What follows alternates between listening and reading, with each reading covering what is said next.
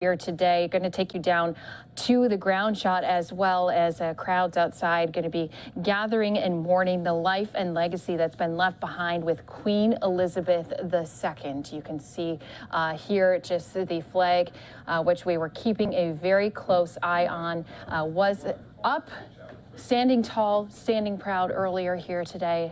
We saw so many different vehicles being rushed over to the castle in Scotland, where the Queen was spending the summer, and now here at Buckingham Palace. You can see once again, that flag has been lowered to half staff, and more people start to gather outside of the palace here, as we are now learning that they do say that they have Queen Elizabeth II who has died. Let's go ahead and bring up the royal family's tweet as they are just confirming this here for everyone who is watching here with us on Live Now from Fox here, bringing it to you from their Twitter page. Again, the royal family saying the Queen died peacefully this afternoon. The King and Queen consort will remain at Balmoral this evening and will return to London tomorrow. So the whole family right now going to be mourning the loss of this life, especially after she had reigned for 70 years. And it was a 70 wonderful years, tough years. There was many different struggles the royal family had went through throughout those years. But of course, a lot of people here going to be just thinking about those individuals who were able to say their final goodbyes. A lot of memories to look back upon too. So Live Now from Fox, just bringing this breaking news here to you and everyone who's been watching here with us. I do want to bring in also Live Now from Fox's Andrew Kraft. He's joining us from the phone as this news just coming out here today. And Andrew, thanks so much for being here with us. This breaking news, again, obviously something that a lot of people were unfortunately thinking could possibly have happened. But now we are learning it is that, in fact, that she has passed away. It looks like we'll work on getting Andrew here on the phone with us as we continue to talk more about the life and legacy of the Queen, and have a lot of different images coming in here to our Live Now from Fox desk. Let's go ahead and just bring you a couple of those different images, especially since we've been keeping track of all of these different shots. We do have in your main box there a shot outside of the castle in Scotland, where we know that the insiders and the immediate family of Queen Elizabeth they were there being rushed after there was news that she had been ill. And then, of course, we have some shots of Buckingham Palace, as we do have multiple people who have been watching and on standby. Crowds over the afternoon hours into the evening hours, the local time there, had also been starting to gather outside of the gates. And once more, as we just take in full our helicopter up above, you can get to see just the amount of people who have started to come here. And again, those flags now at half staff.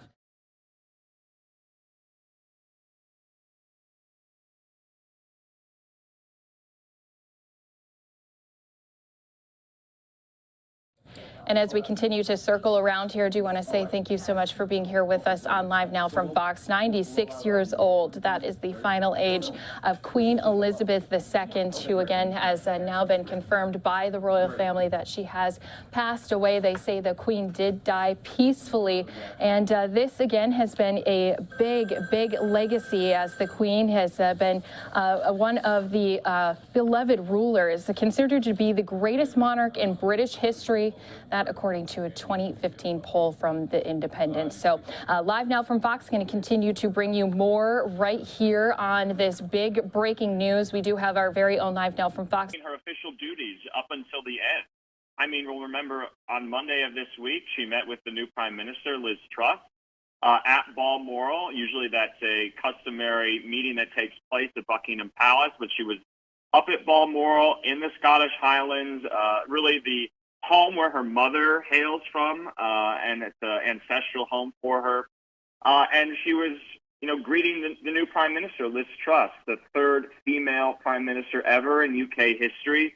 And that's what I've been thinking about, how many Prime Ministers she has gone through and has met, starting with Winston Churchill when she acceded to the throne after the death of her father in 1952. Earlier this summer, in June, Christy, we just witnessed all of the celebrations in the UK for her platinum jubilee, 70 years on the throne. And so, a lot of people woke up to the news that the Buckingham Palace, the statement that they put out about her health.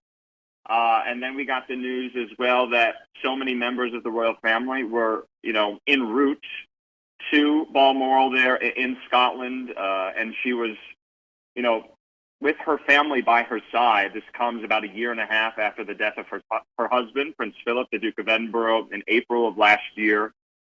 And so, she was 96, Christy, but this is still going to come to a shock to so many in the UK, in the Commonwealth, here in the United States, in the West in particular, because she has been a constant, ubiquitous presence in the lives of so many, not only those under her rule there in the UK, but so many of us. She has become a cultural, political phenomenon and fixture. And so many have lived their entire lives with Queen Elizabeth II in the background as a presence. And now that is no longer upon the news of her death today, Christine. Yeah, and Andrew, you think about, too, just all of those family members who were rushed to her side to spend those last few moments with her. One of those is her son, Prince Charles, who will become king instantly now upon her death. He's expected to assume the title as King Charles III. He is right now the longest waiting heir to take the throne. He's 73 years old, and he's really, Andy, prepared his whole life to become king. But what a tough time, too, to have to mourn the loss of your mother, but then take on this big responsibility. Yeah, that's right. And just a couple of months ago, too, the Queen kind of had given her blessing to Camilla, Prince Charles's wife, as kind of, the Queen consort is the term that they have for it, kind of the Queen in waiting, if you will. And, Prince Charles, he's in his, mid-70s. Many had thought that, he was essentially going to possibly get shortchanged on his rule as he accedes to the throne now and becomes presumably, I believe, King Charles III. I'll have to check my British history on that. But we're going to be bringing in a lot of experts throughout the afternoon, throughout the evening here for those viewers who are very, very interested in this really world historical event. Who Queen Elizabeth had, such long-lasting ties to the history of the 20th century, to the history of the burgeoning 21st century, and really is the last vestige of that, World War II era Britain, the post-war mindset, the end of the British Empire, as so many of the, colonies under the aegis of the British Empire fell and they declared independence. Queen Elizabeth was there for all of that. Obviously, the British Empire and the UK weakened a lot after that, but the staying power of the British monarchy, Christie, really remains, paramount and tantamount in so many's eyes, hearts, and minds as well. We just came from the anniversary, the 25th anniversary of the death of Princess Diana, just last week. That was a huge moment, a huge tragedy in the history of the British family. And so many here, across the pond stateside, have watched her grandson, Prince William, Prince Harry, grow into, young men, young fathers, young husbands. And so, no doubt, there in mourning, they got a very, very long time with their grandmother. And so did her 4 children, who were all by her side. The Princess Royal, her daughter, Anne, her sons Charles, Andrew, and Edward. And so, no doubt, the British people were prepared for this, and so many media there, and the British government and the royal family itself are prepared for this event. And it has come to pass on this 8th of September. Yeah, and just a few moments ago, I know, Andrew, you're on the phone here with us, but we did have the official notice being posted to the gates. It did say exactly what the royal family had tweeted out as well, that the Queen had died peacefully. Of course, a lot of people knew that those family members, as you just talked about, had been rushing to Scotland, where the Queen had been staying for the summer. And we're seeing also more and more people starting to gather outside of those palace gates, as they are going to be, I'm sure, her bringing a lot of different memorabilia to also show their support to the royal family here during this time. I like how you pointed out, too, I know Queen Elizabeth, being on the throne, reigning for 70 years, she certainly has seen a lot in her time. We just celebrated her. Anything when you did that coverage, Andrew, sticking out that it's going to be something that people are going to be focused on that she accomplished during her reign? Well, I mean, that was the thing. A lot of people, a lot of critics of the British monarchy had said essentially that the royal family costs taxpayers so much money that it's an antiquated, archaic, obsolete institution. And then the celebrations around the Jubilee in and around the UK really kind of, proved that point wrong, that so many had come out, that so many wanted to be a part of the celebrations. Because like I said, and it's, such an important point, that she has been in their lives for most of their lives. And so she has been this kind of overarching, ubiquitous presence. And I just keep harking back to the fact that she was doing her official duties as the monarch, as sovereign, 3 days ago, when we had been expecting the Conservative Party, intra-election there to nominate and vote on the next Prime Minister, Liz Truss. And she met Liz Truss, as she has for, I believe, 14, 15, or 16 previous prime ministers, going past decades, starting with Winston Churchill, probably the greatest British prime minister. And so the history she has seen, I believe she's met and corresponded with, 13 or 14 U.S. presidents, Christy. So we'll be getting a lot of reaction, and the reaction is just pouring in from world leaders. I'm on Twitter right now just looking. Emmanuel Macron, the president of France, just posted a tribute as well. So no doubt European leaders here stateside are going to be weighing in on this, offering their condolences. And of course, here at LiveNOW from Fox, we'll be covering all angles of this, bringing on guests. We're also, this is a story, Christy, that's going to be going on for several days, and we'll also be in live coverage of the funeral plans that have been in place for well over a decade. Yeah, that's right. They obviously had to have things set in place, especially when someone takes the reins. And you start to think about just at the age of 25 is when she had become and started out her career as now a beloved leader. And of course, we'll be continuing to follow the latest. On the phone again with us, Andrew Kraft. Thanks so much for being here with us. And I know you're going to be coming in here to the studio a little bit later, continuing our full coverage here after, again, we've just learned that Queen Elizabeth II has died. So thank you again, Andrew, for being here with us today. Thank you, Christy.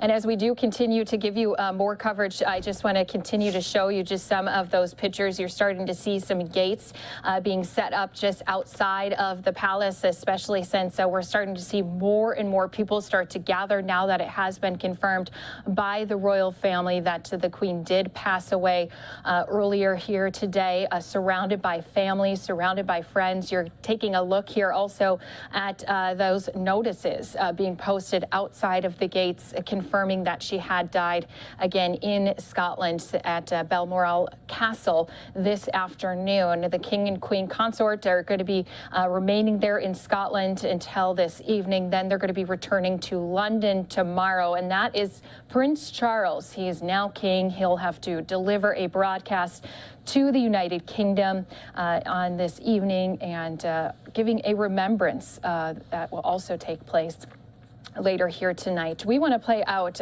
just a little bit showing into the life and legacy that was Queen Elizabeth as we turn our attention now to Fox's Martha McCallum. She's giving us just a look at Elizabeth's life.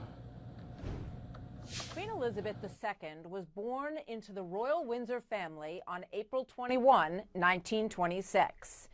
At birth, as the oldest daughter of the Duke and Duchess of York and niece to the King, no one expected that little Elizabeth Alexandra Mary would one day be the longest-serving and one of the most respected rulers of Great Britain. But a love story would transform her quiet country childhood into an altogether different destiny, when Elizabeth's uncle, Prince Edward, abdicated as king to marry the American divorcee Wallis Simpson. Elizabeth's father reluctantly took the throne, becoming King George VI in 1936, making his oldest and then 10-year-old daughter, Elizabeth, his heir to the throne. At age 14, the homeschooled princess began to take on some royal duties. Her family was an outward expression of strength and resilience as England was battered by the Blitz in World War II.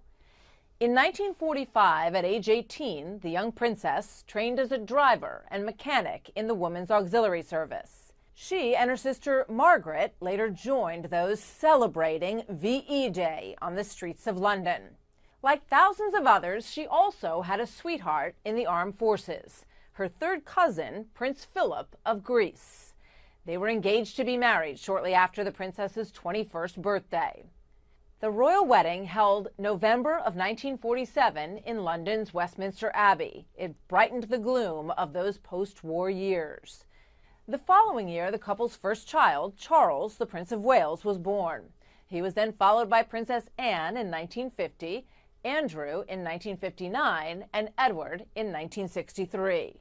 But in 1952, while in Kenya with Prince Philip, Elizabeth learned the tragic news that her beloved father, the king, had died. In an instant, the 25-year-old became the Queen of England.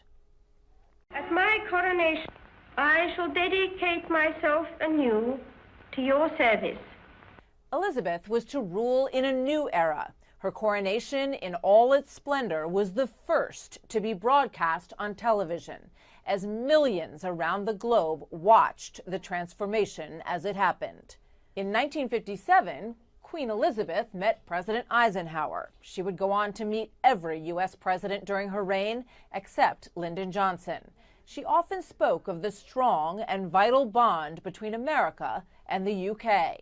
But with the 1990s came turbulent times for the royal family as the marriages of 3 of the Queen's children fell apart, all under the scrutiny of relentless TV coverage and tabloid headlines. Then, in 1997, Diana, Princess of Wales and mother to the Princes William and Harry, was killed in a car crash in France as she was hounded by the paparazzi. At the time, the Queen was criticized for her reserved response and persuaded to make an unprecedented live broadcast. So what I say to you now, as your Queen and as a grandmother, I say from my heart. First, I want to pay tribute to Diana myself. She was an exceptional and gifted human being. Over time, the monarchy's reputation rebounded. In April of 2011, the Queen attended Prince William's wedding to Kate Middleton, as some 2 billion people around the world watched the ceremony. She also made a historic visit to the Republic of Ireland, the first British monarch to do so in almost a century, a step toward healing a long and painful divide. The following year, the country turned out in force to celebrate Queen Elizabeth's 60-year reign, a Diamond Jubilee celebration spanning 4 days. Thousands lined the banks of the Thames as a flotilla of 1,000 boats, led by the Queen, made its way down the river. The worst of British weather tried but failed to dampen the mood, and the then 86-year-old Queen and 90-year-old Prince Philip stood side by side for the 4-hour ceremony. Queen Elizabeth ended the celebrations by thanking the nation for honoring her. I will continue to treasure and draw inspiration from the countless kindnesses shown to me in this country and throughout the Commonwealth. Thank you all. In 2013, the Queen welcomed her third great-grandchild, the much-anticipated Prince George, son of William and Kate. Now, all these years later, another George is now second in line to the British throne. His younger sister, Princess Charlotte, is third. She was born in 2015, and later that year, Queen Elizabeth became Britain's longest-reigning monarch, overtaking her great-great-grandmother, Queen Victoria. In 2016, the Queen celebrated her 90th birthday. That was a 4-day event, honoring the Queen's deep involvement with the armed forces and giving the nation a chance to celebrate her life. 2018, the Queen watched on as grandson Prince Harry married the American actress Meghan Markle in a ceremony that brought glamour and Hollywood royalty to the House of Windsor and led them firmly into the 21st century. But about a year later, Harry and Meghan would famously decide to leave the royal family, move to America, and give a tell-all interview to Oprah Winfrey which caused deep divisions within the family. In 2021, the Queen's beloved husband, Prince Philip, died at the age of 99. The nation mourned with the Queen, but COVID restrictions kept the funeral small. The image of the Queen sitting masked and alone in the church became the image of a country both in mourning and in lockdown. But as she had so many times before, the Queen persevered. From an early age, Queen Elizabeth was one of the most recognized royals and recognized women in the world. Nearly a third of the planet lived in the Commonwealth that she ruled. She managed to combine the truly regal with a countrywoman's simple pleasures, and she embodied old-fashioned values of virtue, faith, and self-restraint, honoring to the very end the pledge she had made when she was just 21. I declare before you all that my whole life, whether it be long or short, shall be devoted to your service and to the service of our great imperial family to which we all belong. A beautiful look at the Queen's life. Live now from Fox, throwing out all of those breaks. Want to continue giving you some live looks, including this one outside 10 Downing Street, where we could expect to hear from the new UK Prime Minister Liz Truss. Again, she had just met days ago with Queen Elizabeth, getting her good graces to take this new leadership role. And if we do see her step out on these doorsteps, stepping up to the podium, of course, we'll be jumping into that live. Until that time, let's go ahead and continue to take a live look just outside of Buckingham Palace, where you can see over these last few hours, when we have been in this full coverage right here for you on Live Now from Fox, more and more people continue to come out and show their support to Queen Elizabeth, and reactions starting to also pour in, not only from some of these supporters down on the ground outside of the palace, but also showing their support with posts on social media. But a lot of people wondering now what happens after this. So Politico reported full details of Operation London Bridge. That's the code name for the UK government's plan for when the Queen passes. They had reported this back in September of 2021. And there is going to be now 10 days of activities following the Queen's death, all leading up to her funeral as well. So Prime Minister Liz Truss, who was just received by the Queen earlier this week, as we mentioned, and her cabinet, they all meet the Queen's coffin. They're going to be having also Prince Charles, who is the first in line to the throne. And at that point, the King, he'll be touring the UK on the day of the Queen's funeral. And immediately following the Queen's death, that day is also referred to as D-Day. The Prime Minister will be informed by the Queen's private secretary. A number of the most senior ministers and officials then were informed before the public was told and given notification. There are multiple signs now being posted outside of the gates confirming the death of the Queen, which we had also brought to you as soon as we saw it. The royal family saying that she did die peacefully at her estate in Scotland. Here's a live picture outside of the estate. And again, earlier today, when we had started our full coverage here on Live Now from Fox, we saw multiple vehicles rushing to get into the gates here to go meet up at the side of the Queen. Now you can see they're starting to prepare and have preparations underway to try to keep some of those people who may be looking to come and pay their respects outside of the gates. They're getting ready to receive all of those gifts that could be welcomed here.